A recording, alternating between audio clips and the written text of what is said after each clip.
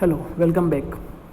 In the last lecture, we discussed the electromagnetic type machine parts, like as a electric circuit, magnetic circuit, dielectric circuit, thermal circuit, and mechanical parts.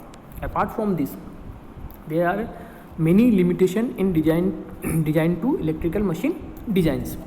जबकि आपके पास अगर suitable materials है, facilities है manufacturing करने की, engineers हैं, transportation है, सब है, उसके बावजूद भी आपके पास कुछ लिमिटेशंस होती है जिसको देख के आपको किसी भी इलेक्ट्रिकल मशीन को डिज़ाइन करना होता है. वो होता है आपके 9 टाइप्स की: saturation, temperature, rise, insulation, efficiency, mechanical part, commutation, power factor, consumer specification है. 9 लास्ट इज स्टैंडर्ड स्पेसिफिकेशन. सबसे पहले आता है इसमें saturation point. Electromagnetic machines use ferromagnetic materials. The maximum allowable flux density to be used is determined by the saturation level of ferromagnetic material used. सबसे पहले ferromagnetic materials क्या होते हैं? आयरन, कोबाल्ट, निकल्स, ये आपके सबके ferromagnetic materials होते हैं. एल्युमिनियम भी ले सकते हो आप इसमें.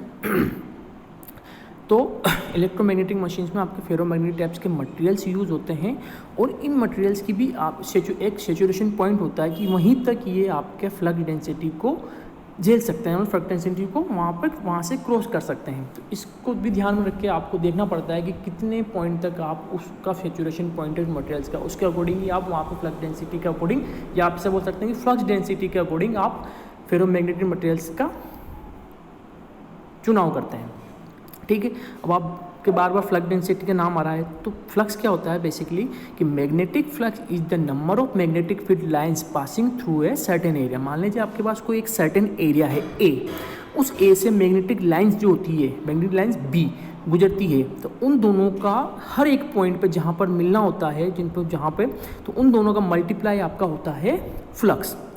2 तरीके के फ्लक्स हैं, maximum flux and minimum flux. Maximum flux जो आपका यूनिट एरिया है वहाँ से जितनी लाइन से निकल रही है, ज़्यादा लाइन नहीं होती, वो आपका मैक्सिमम फ्लक्स हो जाएगा. दूसरे डायग्राम में देखिए आप मिनिमम फ्लक्स. तो मिनिमम फ्लक्स आपका जो यूनिट एरिया, सरफेस एरिया है, वहाँ से आसपास से निकलना, उस एरिया से ना निकलना ही आपका मिनिमम फ्लक्स कहलाता है. ठीक है, जिससे आपको डायग्राम से क्लियरली शो हो रहा होगा. अब होता है फ्लक्स हो गया. फ्लक्स डेंसिटी क्या होता है? कितना अमाउंट, यानी कि कितना the amount of magnetic, electric और other flux passing through a unit area. एक यूनिट एरिया से कितना फ्लक्स आपका निकल रहा है, या कितनी किसी एक जगह से कितनी लाइन से निकल रही है, उस अमाउंट को आप फ्लक्स डेंसिटी होते हैं. तो फ्लक्स डेंसिटी के अकॉर्डिंग आप किसी भी इलेक्ट्रिकल मैग्नेटिक मशीन्स का, फेरोमैग्नेटिक मटेरियल्स का चुनाव कर सकते हैं कि वो उसका सेचुरेशन पॉइंट के अकॉर्डिंग वो कितने ज़्यादा फ्लक्स डेंसिटी को झेल सकता है. अगला होता है आपका टेम्परेचर राइज, सेकंड नंबर का. तो life of insulating materials depends upon the temperature rise of the machine. If an insulating material is operated below the maximum allowable temperature, its life is drastically reduced.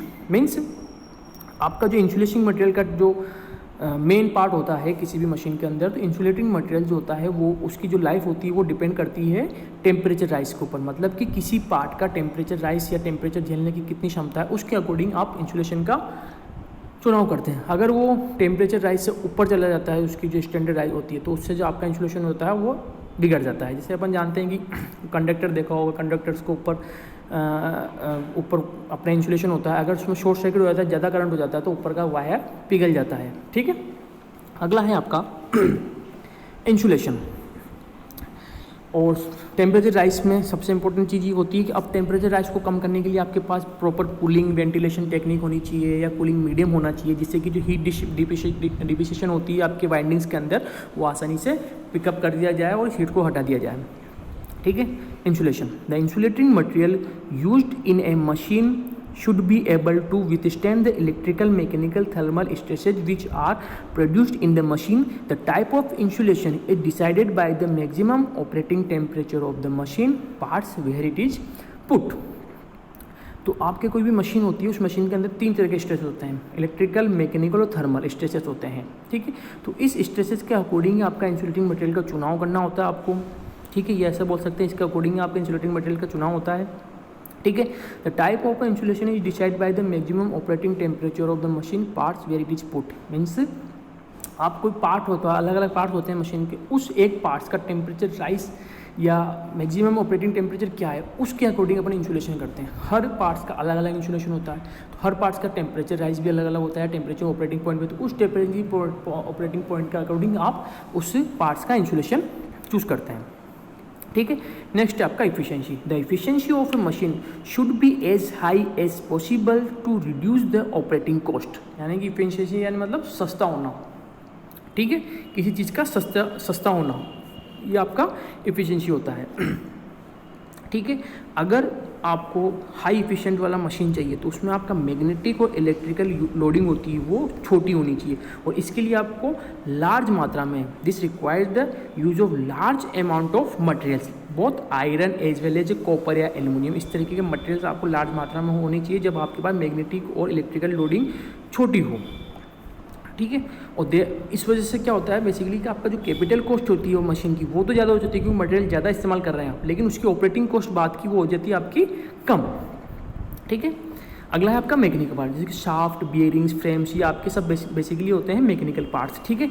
लेकिन ये important होते हैं, इनका importance जब ज़्यादा होती है जब आप कोई हाई स्पीड मशीन को डिज़ाइन कर रहे हैं, तब जाके इनका महत्व ज़्यादा हो जाता है। मान लीजिए आपके पास टर्बो अल्टरनेटर, तो टर्बो अल्टरनेटर को जब डिज़ाइन करते हैं तो उसकी जो रोटर स्लॉट का डायमेंशंस होते हैं उसको आपको इस तरीके से चूज़ करने पड़ते हैं कि उसके टिथ होते हैं वो घिसे नहीं, मतलब इस तरीके से उसको आप डिज़ाइन करते हैं, ठीक है। इंडक्शन मोटर के अंदर आपको एयर गैप देखनी पड़ती है, ठीक है।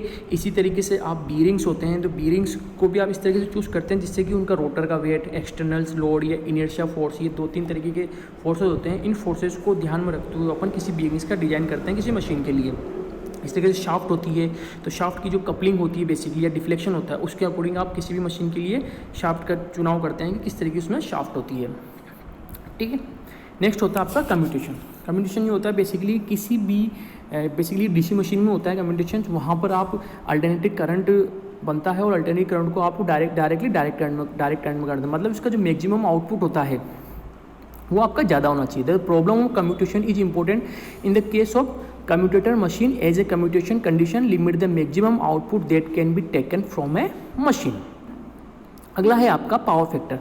The power factor must be equal to 1, less than 1 power factor is poor power factor and increase the current as well as conductor side, it is also depends upon the air gap in induction motor, यानी कि power factor आपका maximum 1 होता है, ठीक है, और 1 हो तो बहुत बेस्ट है, यानी कि V और I के बीच का जो एंगल होता है वो जीरो होना चाहिए। वोल्टेज और करंट के बीच अगर एक साथ चलेगी वोल्टेज और करंट तो उनके बीच का एंगल 0 हो जाएगा, फेस एंगल, वो हो जाएगा आपका मैक्सिमम पावर फैक्टर, जो कि बेसिकली नहीं होता, 0.8 0.9 ही अधिकतर होता है। जितना कम पावर फैक्टर होगा उतना कम करंट होगा, अगर कम करंट होगा तो आपका जो कंडक्टर की साइज होगी वो कम होगी। और आप पावर फैक्टर कम करने एक तरीका ये भी होता है जो बेसिकली इंडक्शन मोटर में होता है कि वहाँ पर एयर गैप कम होगा, तो एयर गैप कम होने से आपका इंडक्शन जो पावर फैक्टर होगा वो कम होगा। एयर गैप मतलब रोटर और स्टार्टर के बीच की जो गैप होती है, या स्टार्टर या रोटर की, क्योंकि बेसिकली आपका स्टार्टर पे आप सप्लाई प्रोवाइड कराते हैं और सप्लाई प्रोवाइड करने के बाद आपका रोटर घूमता है, तो वो स्टार्टर से रोटर के बीच में जो एयर गैप होता है वो एयर गैप जितना कम होगा उतना ही पावर फैक्टर आपका अच्छा होगा। 8वां नंबर का आपका कंज्यूमर स्पेसिफिकेशन। कंज्यूमर स्पेसिफिकेशन मतलब आपको पता होना चाहिए कि ये 8000 में आपको ये मोटर बनानी है जिससे आप इतना काम कर सकते हैं, जितनी ऊंचाई पे आप पानी चढ़ा सकते हैं, या इतने 2 घंटे 3 घंटे चल सकता है। मतलब एक कंज्यूमर की जो रिक्वायरमेंट होती है उसके अकॉर्डिंग या स्पेसिफिकेशन होता है उसके अकॉर्डिंग इंजीनियर्स को मशीन को डिज़ाइन करना पड़ता है। लास्ट 9 स्टैंडर्ड स्पेसिफिकेशन, मतलब मैन्युफैक्चरर और कंज्यूमर के बीच सामंजस्य बिठाना ही आपका स्टैंडर्ड स्पेसिफिकेशन होता है, ठीक है। अब मशीन को डिज़ाइन करने को अपन 3 भाग में डिवाइड कर सकते हैं। The process of design of a single machine may be divided into 3 major designs problem. Means किसी भी मोटरसाइकिल या आप मोबाइल ले लो तो उसके हर पार्ट्स अलग अलग बनता है। डिस्प्ले कहीं से बन के आ रही है, तो मदरबोर्ड कहीं बन के आ रहा है, तो कैमरा कहीं बन के आ रहा है। इस तरीके से इसमें 3 पार्ट हो जाते हैं। इलेक्ट्रोमैग्नेटिक डिजाइन हो जाता है, सेकंड मैकेनिकल डिजाइन होता है और तीसरा थर्मल डिजाइन होता है। तो तीनों अलग अलग जगह अलग अलग यूनिट्स होती है या अलग अलग प्लांट्स होते हैं, जिससे कि बेसिकली और सबको लास्ट में आके एक साथ असेंबल किया जाता है। इसलिए करते हैं बेसिकली क्योंकि अगर किसी चीज़ को एक साथ पूरा डिजाइन नहीं कर सकते अपन, क्योंकि अगर कोई पार्ट्स खराब हो गया तो उसको रिप्लेस नहीं कर सकते आप, ठीक है। इसलिए अलग अलग पार्ट्स को बनाया जाता है और आपस में एक साथ को असेंबल किया जाता है, ठीक है। तो ये बेसिक चीज़ें हैं आपकी स्टार्टिंग में कुछ, जो कि मशीन को डिजाइन करने से पहले अपन ध्यान रखते हैं, ठीक है। इसके अलावा कुछ और चीज़ें होती है इलेक्ट्रोमैग्नेटिक मशीन्स के अंदर जो कि लॉ बेसिकली एक लॉज होते हैं, जैसे कि फेराडेज लॉ हुआ, बायो-सावर्ट लॉज हुआ, या फिर अलाइनमेंट्स लॉ हुआ। ये लॉज हैं जिनको अपन नेक्स्ट क्लास में पढ़ेंगे। Thank you.